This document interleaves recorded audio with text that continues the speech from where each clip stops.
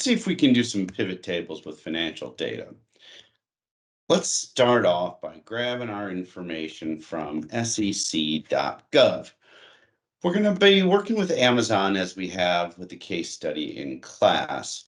Here's something that has just dropped for us is actually Amazon did their 10K yesterday for 2023, but we don't have the full annual report to go with it. So we're going to go back just a little bit further and let's look at the 10K that they filed a year ago. So click on the filing button and then click interactive data. From there, view Excel document, and that should download a financial report for us that we're going to go ahead and launch. There's going to be a whole bunch of tabs in here, and we're only going to need a few of them. So the first thing we're going to do is start working with the workbook to shut down the things we don't need. Then we're going to go ahead and start manipulating the data. So let's enable editing. So this is the cover page. So here's the 3 years that we're going to be working with, 2022, and then 21, and then 20.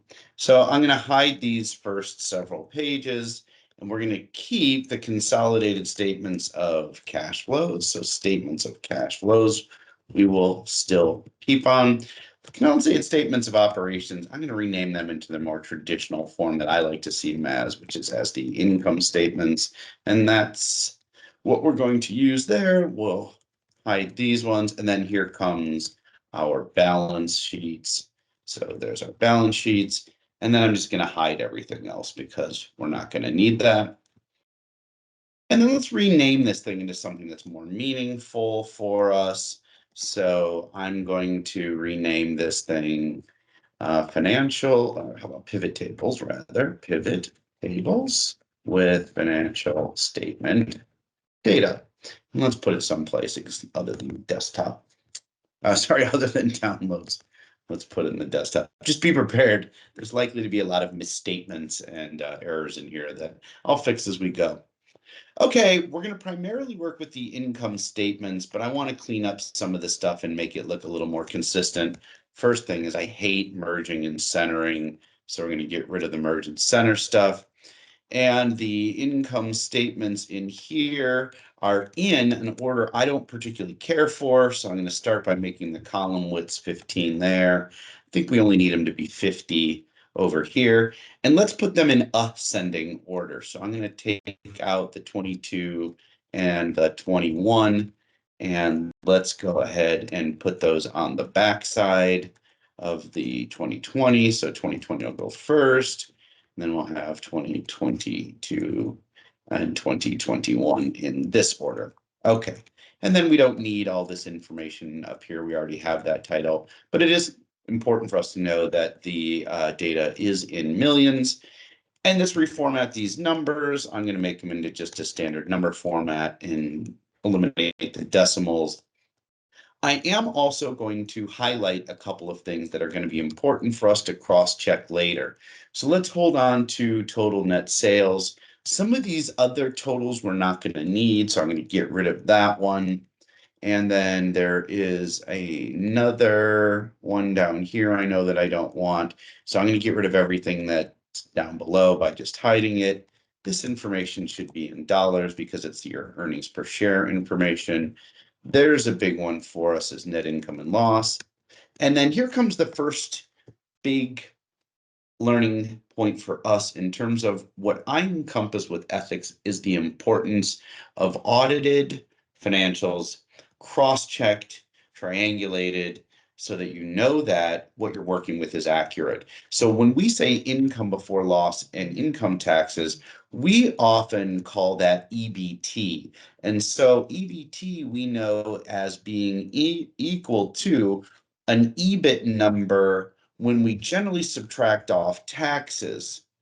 EBT is EBIT where we subtract off interest in taxes in that order. So let me just be careful with my language in what I show here, which is so this EBT, when we think about it, we usually think of expenses as being positive numbers that we subtract. And that's true when we're up here. If we wanted to do something like a gross margin calculation, We would generally use gross margin as being total net sales and subtract off the cost of sales, which is shown as a positive number.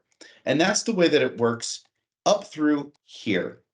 When we get to this level, the positive number here does infer an income amount, but the negative number in there, the way that SEC shows it is that's actually an expense in this case, and this case, but it's shown as a negative. So we got to be careful in knowing how the numbers are presented. So the ethics to me are cross-checking so that the EBT that we're going to have should be equal to an earnings before interest and tax, and you're going to see it's plus non-operating. And by non-operating, what I mean is those three items up there where you see interest income, interest expense, and then the last one being the other income. Let me move it out of the way a couple because we're going to actually cross-check by using our numbers from above because I want to confirm that the way that we're doing this is accurate. So this line up here is another one of these total lines, total non-operating. I don't want that one in there, so let's get rid of it. Again, you should be able to pause the video anytime you need if you're not sure what I'm doing and just confirm that what you're working with and what you see match up to what I'm demonstrating here. So let's look at what I was trying to show you over here, which is then if I wanted to do the earnings before tax, it should be equal to the EBIT number. I know for EBIT number, I'm also going to need to have an EBITDA number on here too. But notice they don't show EBITDA. They show something instead called operating income for us. Well, for us, we're going to need then to know that EBITDA is equal to that gross margin. And then we're going to have to subtract off all the operating expenses in there.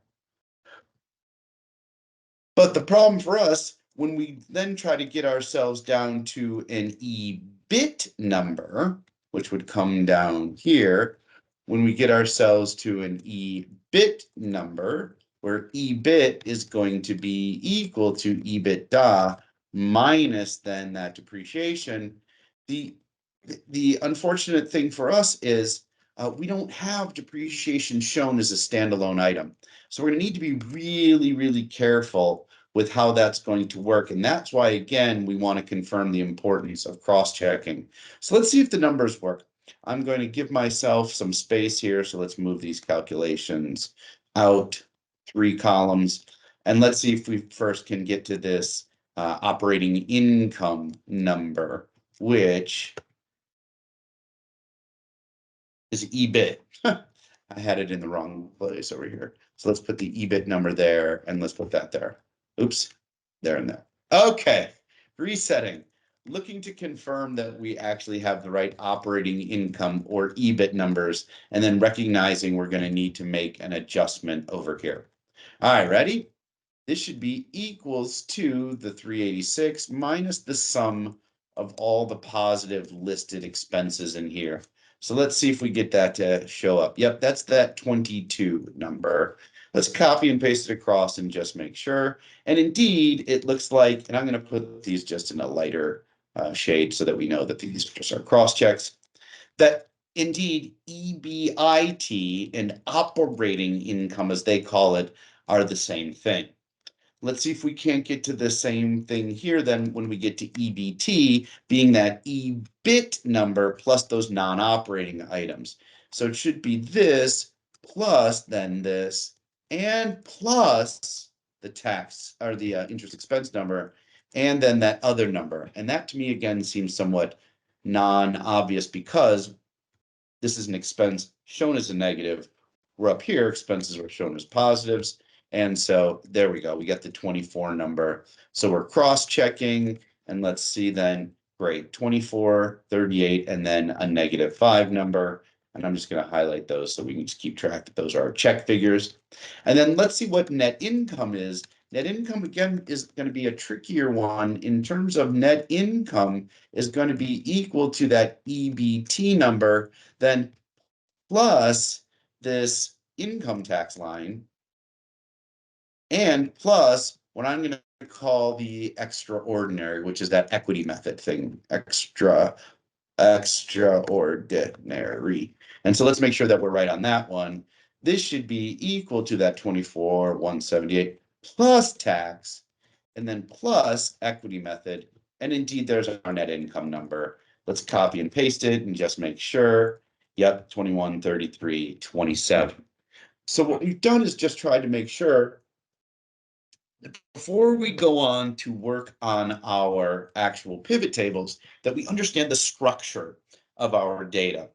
Now I'm going to keep this for me, but because I need now to take this data that I've confirmed, I need to actually make it into a usable table-based data. So I'm going to move or copy and create a copy of this thing and put it over here.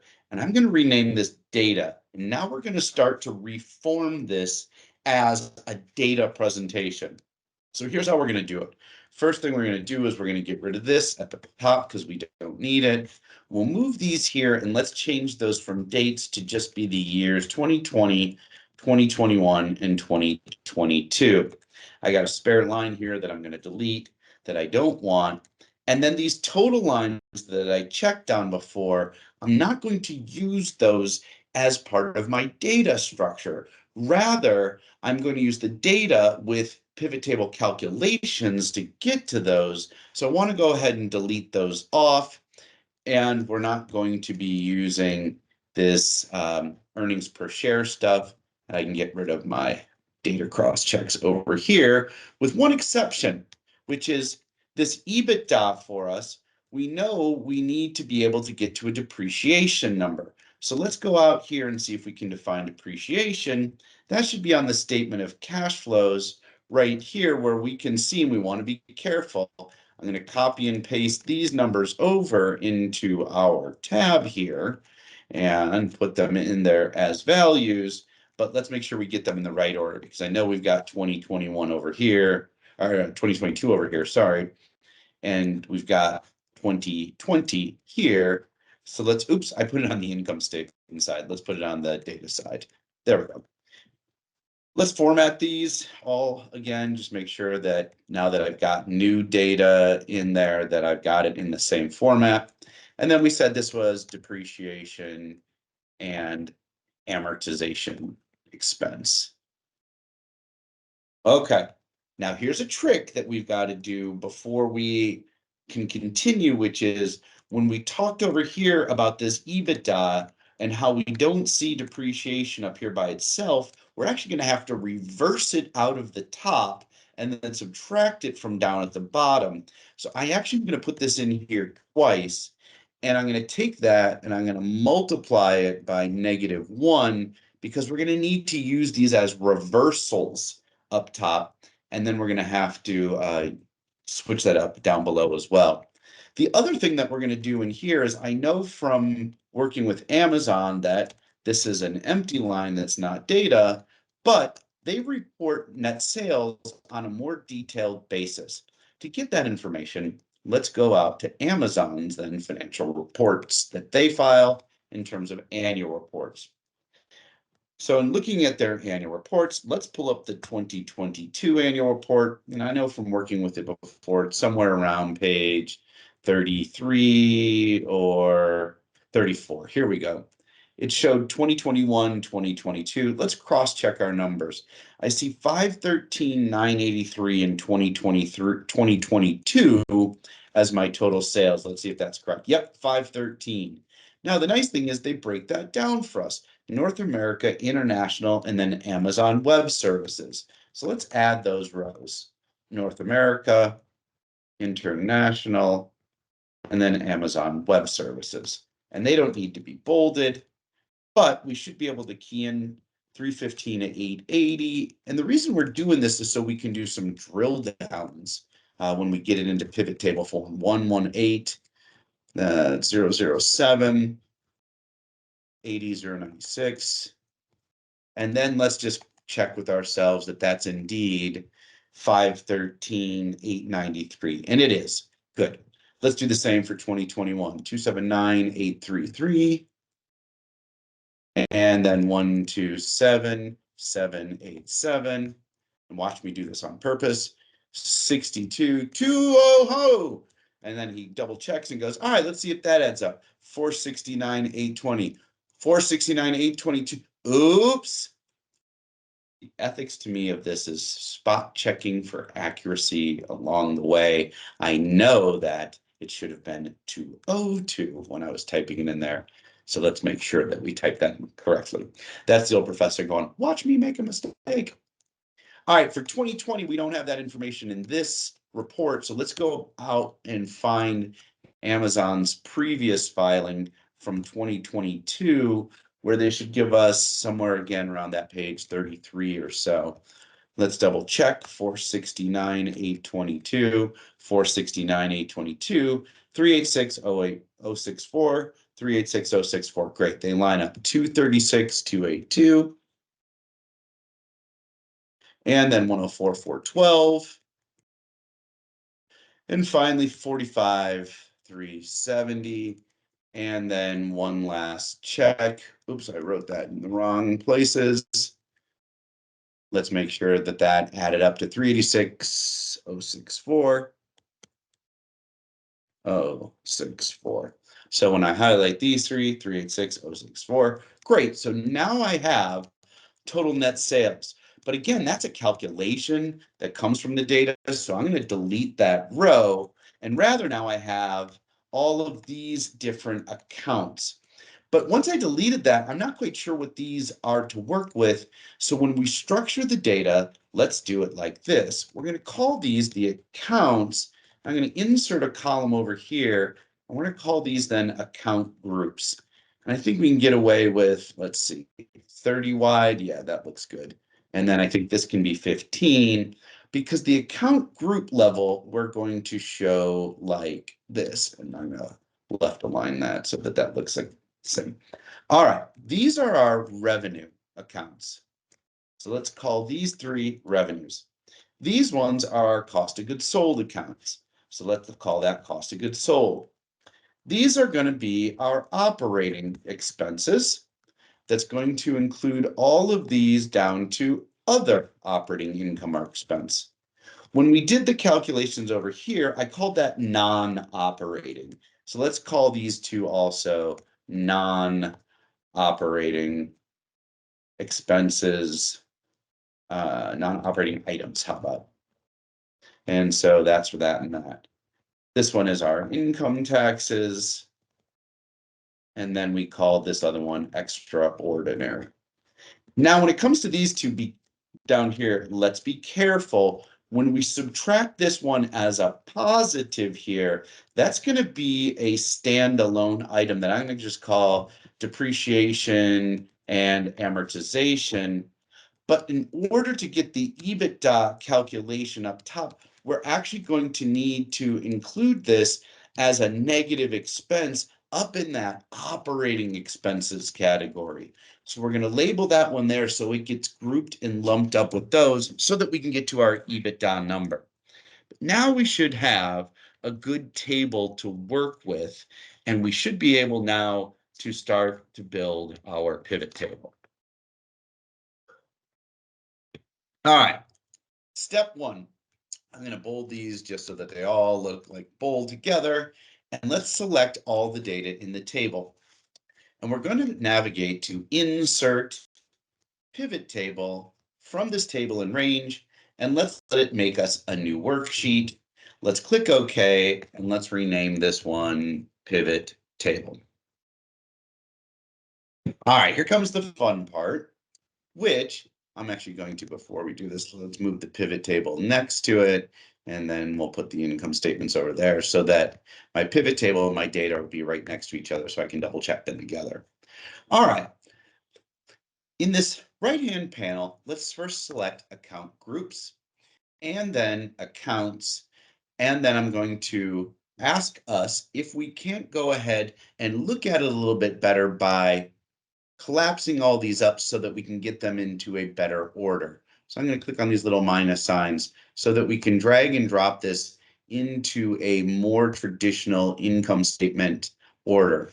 And I really don't like how sensitive this pointing is, but it's in there too. Oh, and look at this. Somehow I ended up with account groups in here in my data because when I hid all this, did you see how it included that? So I'm going to go ahead and go back to our data and I'm going to unhide those rows and let's get rid of this stuff because we're not going to need that. And then we're going to remake that pivot table again. So let's go ahead and delete that so it's not going to be in our way. And we'll just do that again.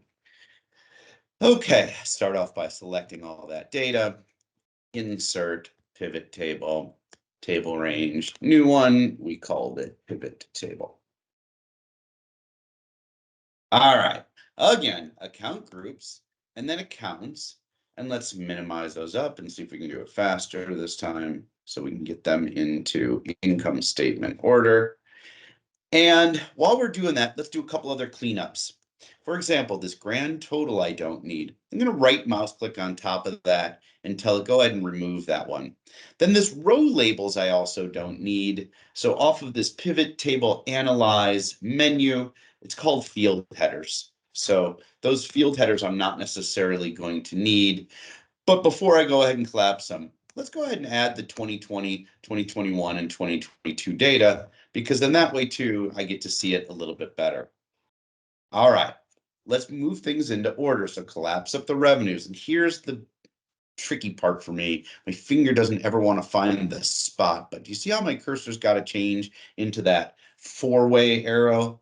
Then we can drag and drop revenues to the top. Revenues are going to be followed by cost of goods sold.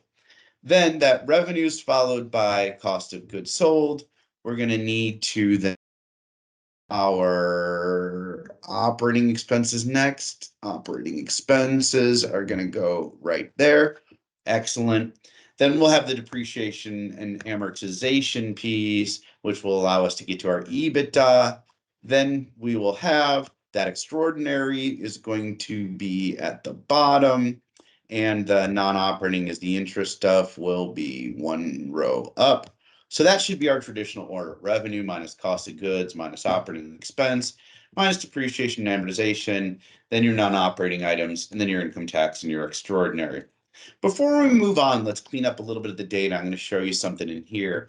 When we see this sum of 2020, and that's what the values that they're showing us in the columns are right now, I want this to say 2020, but watch what happens if I try. It's going to tell me you can't do that because it's finding the field name over here of 2020. And so in order to do that and present it the way you want, a little life hack is highlight it and then just put a little space in front of it. And then we can center it up and it basically looks the same. So highlight the stuff in front, little space, highlight the stuff that's in front, little space, center them up. And now I've got some headers.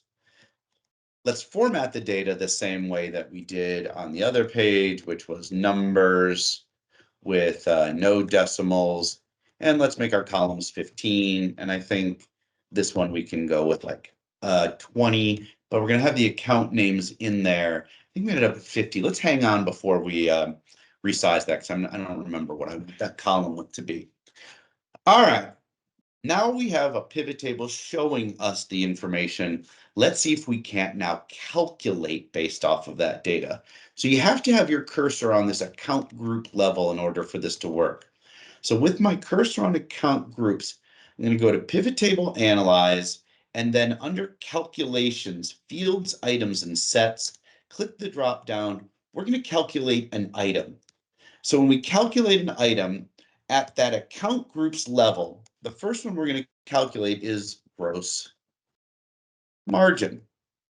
Gross margin is equal to revenues, double click, minus cost of goods, double click, click OK. It comes up looking kind of funny. So let's go ahead and minimize it. And then let's drag it up into its spot, which is always such a challenge for me. All right, should be right there. And let's just check to make sure it worked. on our own. So equals revenues minus cost of goods, 150 to 757. Great. Try it here too. The 469 minus the 272. Let's try that again. 469 minus, thank you very much, the 272. There's the 197. And then finally, the 513 number minus the 288 number is the 225. Good. So we've got our gross margin calculating properly. And to me, there is a completely ethical component about always making sure that your data is valid and matching. So I've got myself a gross margin calculation.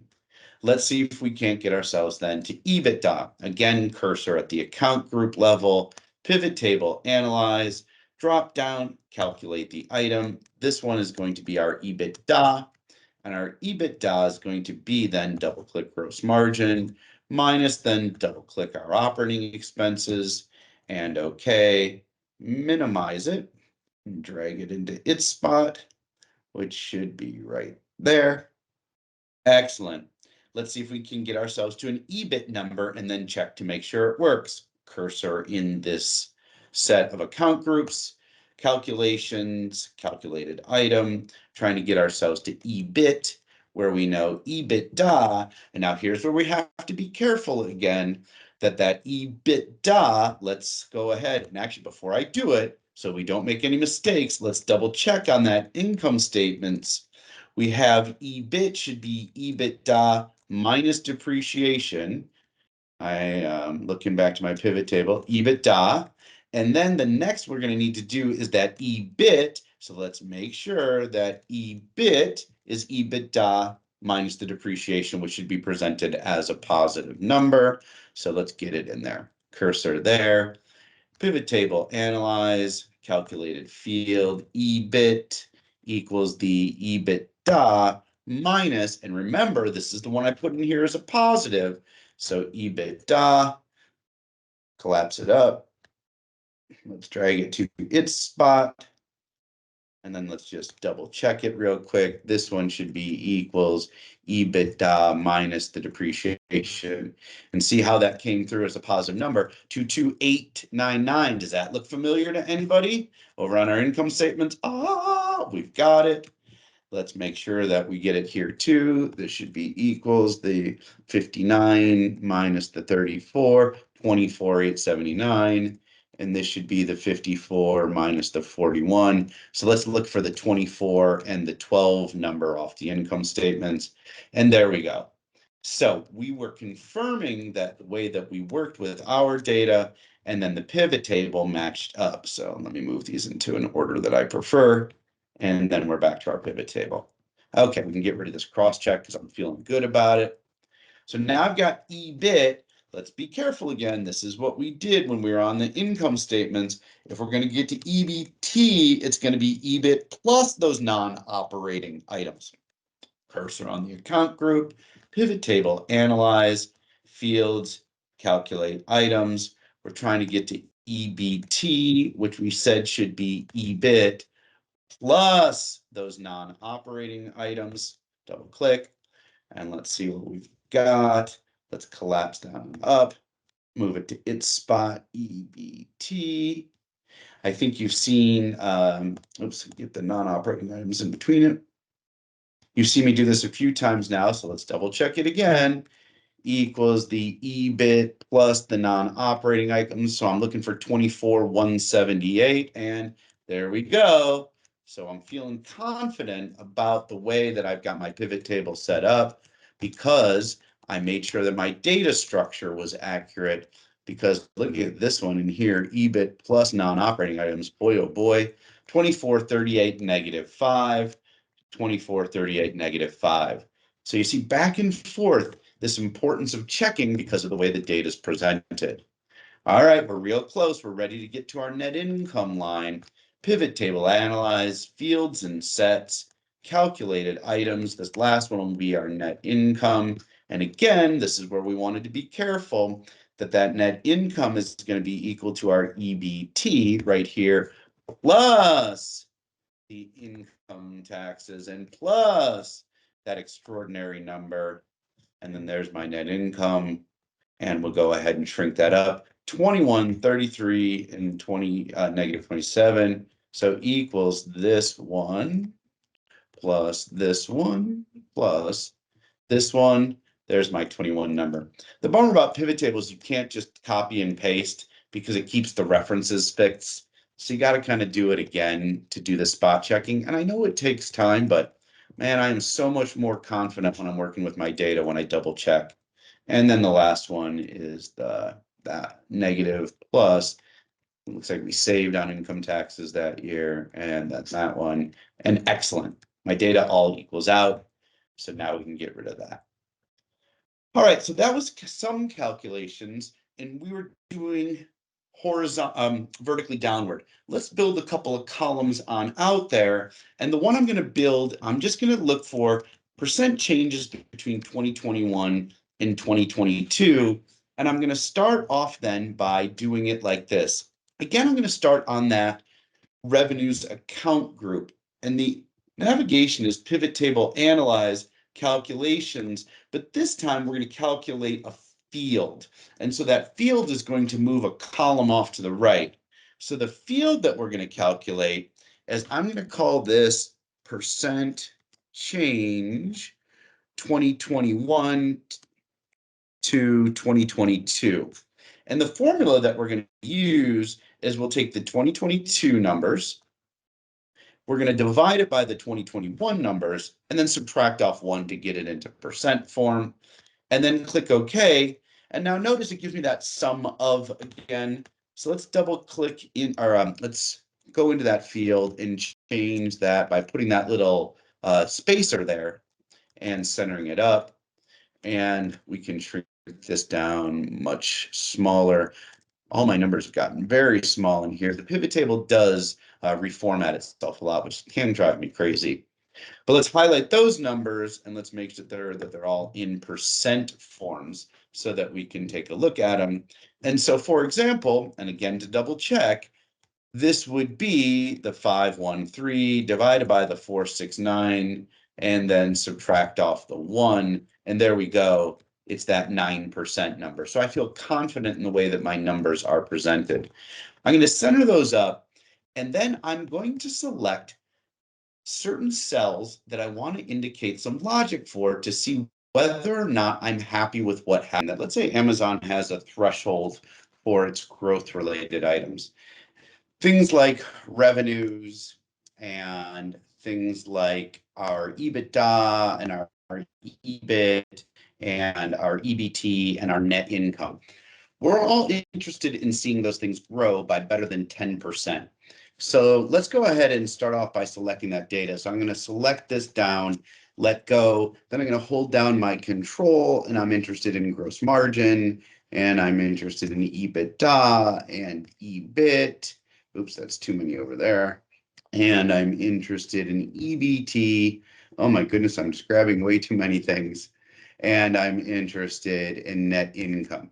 So I've selected those items, and now let's use some icon set conditional logic to add to that. So I'm going to navigate to my home, and from there go to conditional formatting, and let's add some icon sets. And I've become a fan of this one right here. So let's grab that one right there, and then let's customize the rule. So let's manage that rule and edit it by double clicking.